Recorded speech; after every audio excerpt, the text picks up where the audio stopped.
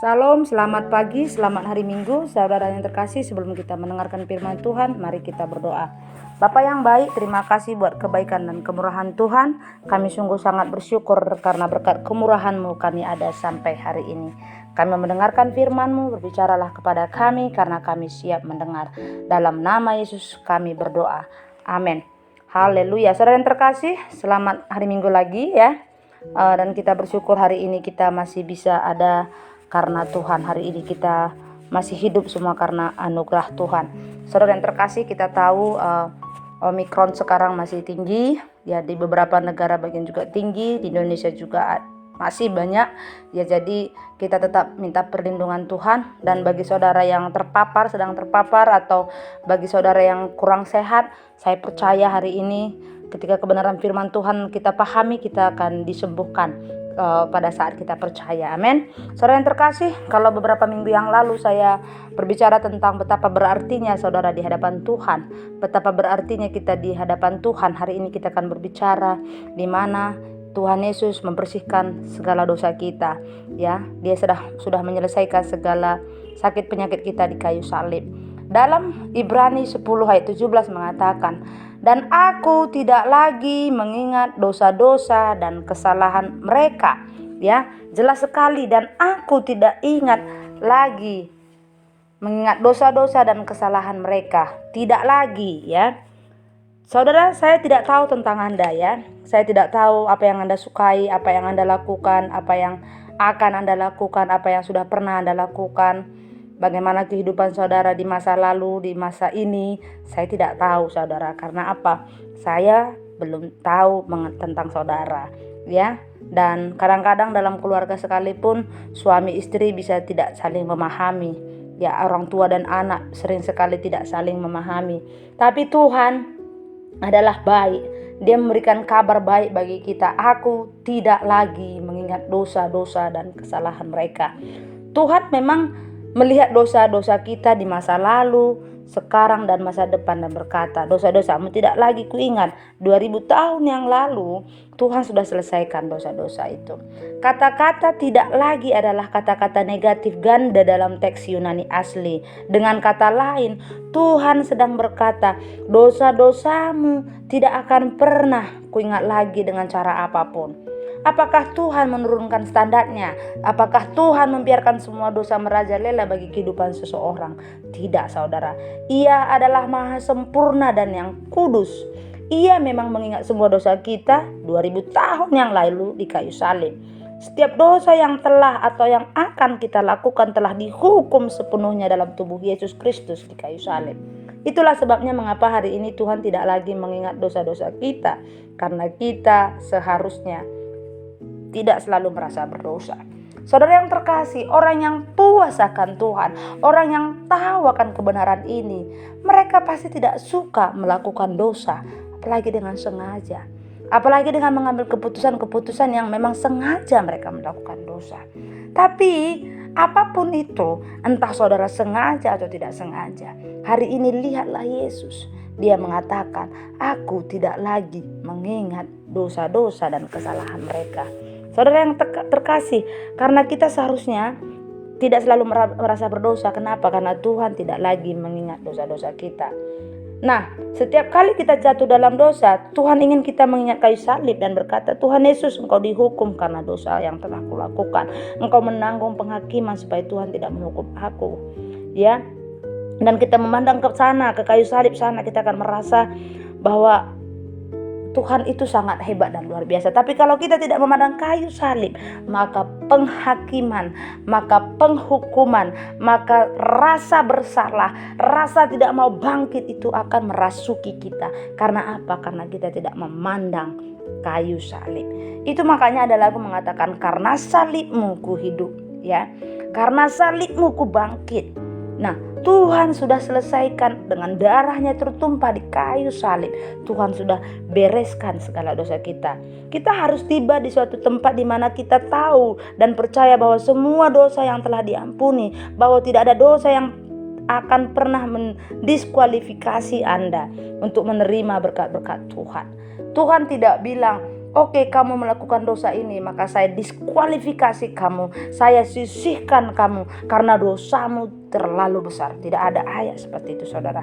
Tapi Tuhan mengatakan dalam Ibrani 10 ayat 17, dan aku tidak lagi mengingat dosa-dosa dan kesalahan mereka. Ya, karena itu mari kita sampai di titik di mana kita pahami bahwa Tuhan sudah mengampuni kita.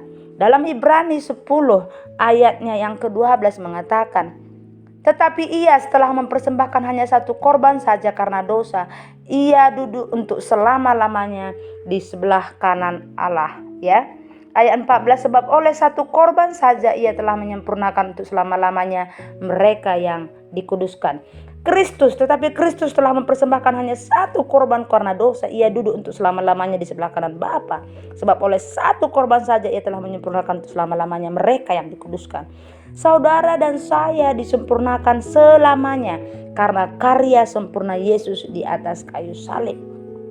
Kita disempurnakan oleh penerimaan penuh oleh Tuhan dan sukacita penuh dalam karya anaknya yang telah begitu dimuliakan kekudusannya. Saudara yang terkasih, dengarkanlah Tuhan berkata kepadamu hari ini, aku akan bermurah hati. Dosa-dosa dan perbuatan yang melanggar hukum tidak akan kuingat lagi. Setiap dosa yang telah atau akan kita lakukan telah dihukum sepenuhnya dalam tubuh Yesus Kristus di kayu salib, saudara terkasih. Kenapa? Darah Yesus, ya, darah Yesuslah yang telah membersihkan kita, saudara terkasih. Dalam kitab 1 Yohanes 1 ayat 17 mengatakan, ya, 1 Yohanes 1 ayat 7, tetapi jika kita hidup di dalam terang sama seperti Dia ada di dalam terang, maka kita beroleh persekutuan seorang dengan yang lain, dan darah Yesus anaknya itu menyucikan kita daripada segala dosa. Sepanjang hari iblis mungkin berbisik ke telinga saudara, engkau tidak dapat memasuki hadirat Tuhan karena engkau tidak membaca Alkitab dan melayani di gereja. Atau mungkin ia memberitahu Anda bahwa itu disebabkan karena dosa yang baru saja kau lakukan. Iblis akan selalu membuat saudara merasa bahwa tidak pantas atau tidak cukup bersih untuk mendekati Tuhan. Tapi sebenarnya saudara yang terkasih, ya, tetapi sebenarnya kita ini tidak pernah ditinggalkan Tuhan, ya. Kita ini selalu kalau di titik merasa tidak pantas, sebenarnya kita tidak memahami betapa besarnya kasih Tuhan. Tapi saudara yang terkasih, firman Tuhan mengatakan Dia sudah mengampuni kita, ya. Dia sudah menyucikan kita dari segala dosa. Dalam teks Yunani asli, kata kerja untuk kata membersihkan menunjukkan sesuatu, ya, sesuatu tindakan yang sedang berlangsung sekarang ini. Ini berarti bahwa saat Anda menjadi seorang percaya oleh darah Yesus Kristus yang telah membersihkan Anda dari segala dosa.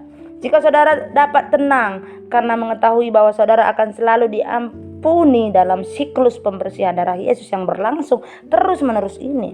Karena Anda terus-menerus dibersihkan, Anda selalu berada dalam terang, tentu saja Anda akan gagal di sana dan di sini. Tetapi Anda masih berada dalam terang karena darahnya terus-menerus membersihkan Anda.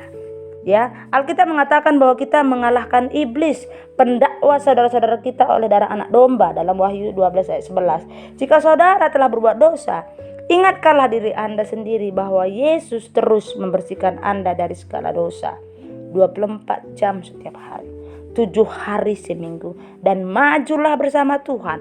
Iblis tidak dapat mengalahkan saudara jika iman saudara ada dalam darah Yesus yang terus-menerus membersihkan Anda.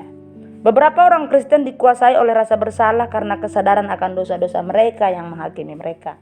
Walaupun darah Yesus terus-menerus membersihkan mereka, mereka lebih memilih untuk mencengkram kesalahan-kesalahan masa lalu mereka dan merasa buruk tentang diri mereka sendiri, dengan mengira bahwa mereka merendahkan diri dan kudus jika mereka melakukan ini dan itu. Tetapi ini tidak lebih dari merasa diri benar.